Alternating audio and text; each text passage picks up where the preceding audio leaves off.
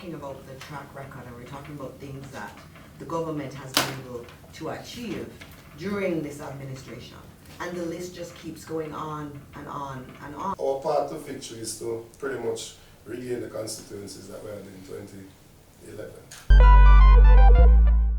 Dr. Chang, or anybody from the panel, can you explain what is the pathway to a third term for the JLP?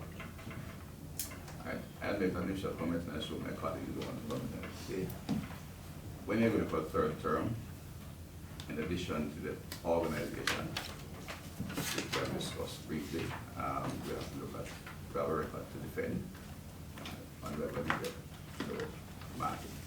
We will have to basic factors, because the country is moving heavily towards general elections have increasingly become presidential, despite of the ego of our candidates on both sides. MPs feel very strongly about their position of their seat and how they operate, but the reality in the general election in today's Jamaica, the big determinant is the party leader and the policy which is advocated over the last 2 decades when we were in power. I think we have a strong performance program to work on to set the market as well as to the red population. I can add something to that. Third terms are always hard, and we've seen that globally, and even in our own country. Getting a third term is not an easy proposition. But I think what's interesting about this administration is the track record.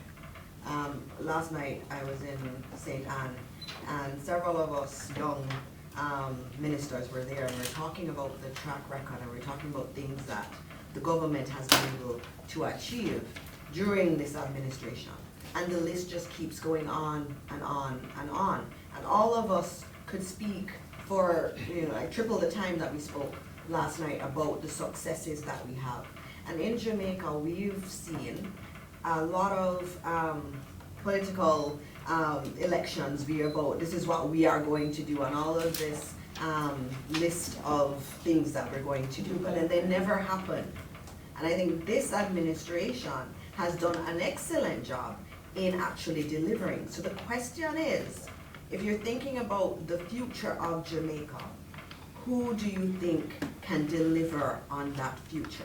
And I think our track record, even today, with the Montego Bay, the Moran Bay Town Centre that we are opening, the Prime Minister is opening it. When we said we were going to do that, people said that's not possible, it's not gonna happen, but it has happened. And all of the fiscal management that has happened, that has led us to be able to do all of the road work that we're doing, the SPARC program, the work in terms of the hospitals and our healthcare system more generally, and even the investments in education too. We have a track record that shows that we can deliver. So it's not just empty promises, and throughout a lot of our history, it's been empty promises. But I think and in this campaign, we actually can run on our record, which is a beautiful thing. You're not going to be able to say, oh, look at unemployment. Unemployment is at a record low. In the past, you would say that. Poverty levels have come down. There are so many things. Debt is down. All those things that you could have used in the past. I mean, if we think about Jamaica going through the COVID pandemic and how we were able to get through that pandemic with the rest of the world marveling at us, that is something that we can talk about. So even in difficulty, this administration has been able to deliver. And so I think that's a very important point that we will be raising as we go into the campaign, is the fact that we have a track record of delivering for the people of Jamaica. Madam Chairman, just as Alice said, I think the key to it is that we have increased the trust level among people despite our attacks on the party here. And I repeat that we have increased trust level in that we have spoke about things and delivered. I think the best way I could do the relation of the police force today. What disturbed police today. What people had was a lack of trust in the police, they put a lot of trust in the government. I think all the change dramatically in the government because we ceremony. It is a history of you buy a police car and then you fall apart the next day. Very simple. You either have the money to spend or you don't have the money to spend. And this, while there was an austerity program we inherited, it was not associated with how we grew the economy.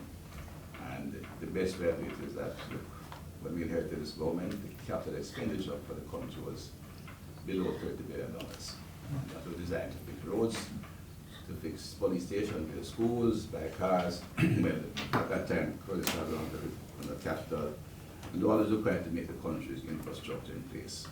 A lot of talk on companies remit, but it cannot be done without capital.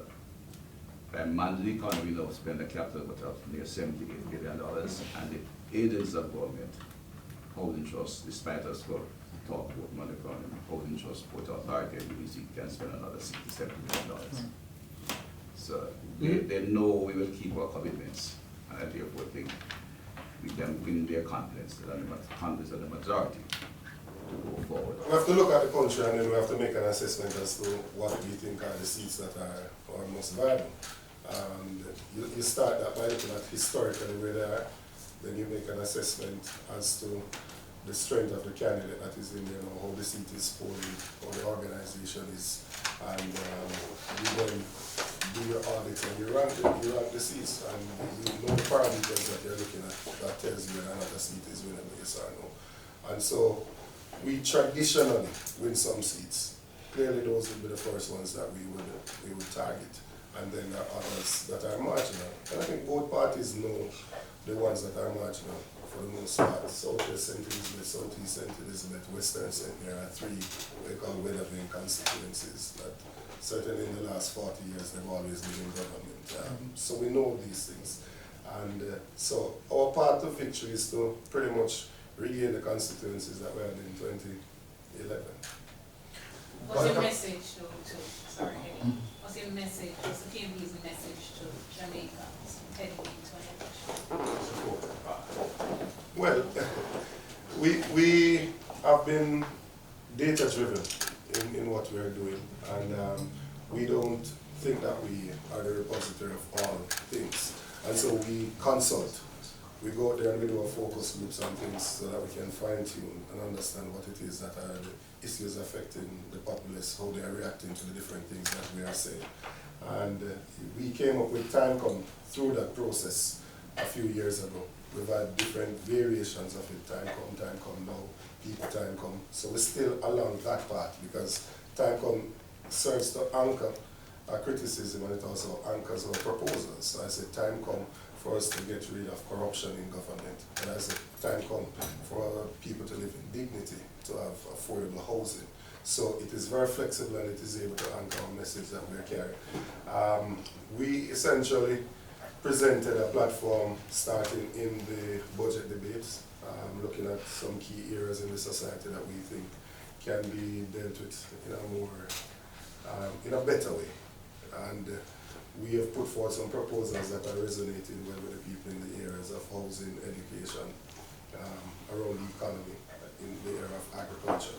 And we will continue to develop on that. That will form the basis of the manifesto. We'll have two different versions of that. One a more detailed form and one a manifesto like that picks out the main points. And so that process is ongoing. But our overall branding and messaging, we're still doing some fine tuning and that, so you will have that in short order.